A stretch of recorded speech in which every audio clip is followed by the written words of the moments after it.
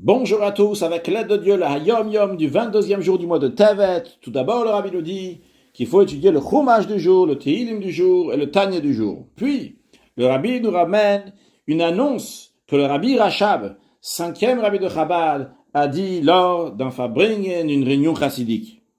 De la même manière que mettre le Tfilin chaque jour, c'est un commandement de la Torah qui incombe tous les Juifs, qu'ils soient un grand érudit en Torah, ou bien qu'il a juste des connaissances ordinaires.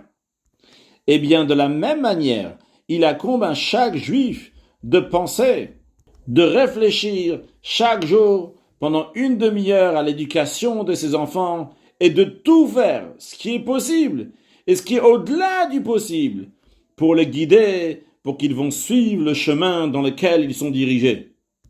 Donc en effet, ce Hayom Yom nous parle de quelque chose de fondamental que tous les rebbeim ont mis un point très important, le chinour des enfants, l'éducation des enfants.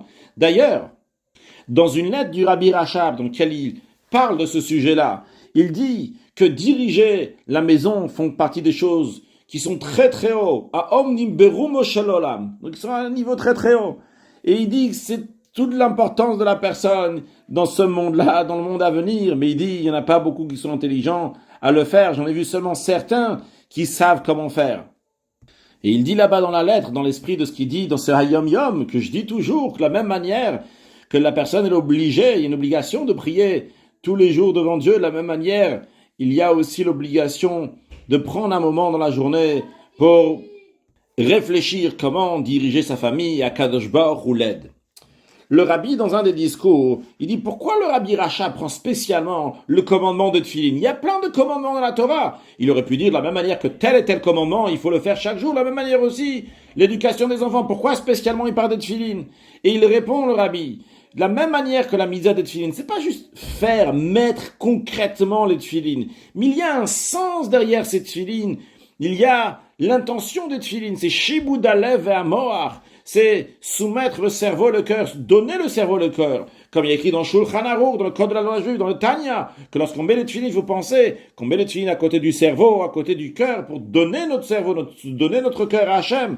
Eh bien, de la même manière aussi, quand on va travailler pour influencer sur la famille, sur la maison, il ne faut pas juste le faire pour être quitte, avoir fait concrètement, mais il faut mettre la tête, il faut mettre le cœur dans cela.